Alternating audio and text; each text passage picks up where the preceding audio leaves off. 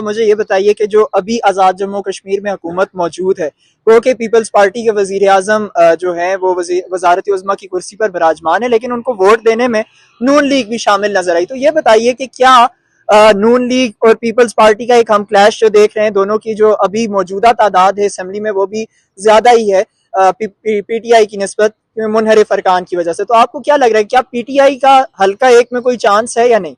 देखें, पीटीआई का तो हल्का एक में मुश्किल हो जाएगा उनके लिए।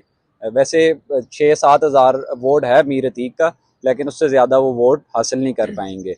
तो इसलिए जो मुकाबला होना है वो नून लीग और पीपल्स पार्टी के दरमियान ही होना है। एक चीज़ का नुकसान यहाँ पे जो है वो सरदार जावेद अयूब को होगा कि क्योंकि वो इस पूरे जो पिछला हमारा 5 साल दौर गुजरा है, इसमें तकरीबन 3 साल से मिनिस्टर तो हैं ही, तो उन्होंने अब डिलीवर किया ये हल्के की आवाम बेहतर बता सकती है। और अपनी हम इस कंपेन में जब हल्का वाइज वहाँ पे जाएंगे, सर्वे करेंगे, तो फिर उससे हमें ज़्यादा चीज़ों का अंदाज़ा होगा। तो मैं ये समझता हूँ कि एक अच्छा कांटे का मुकाबला देखने में आएगा।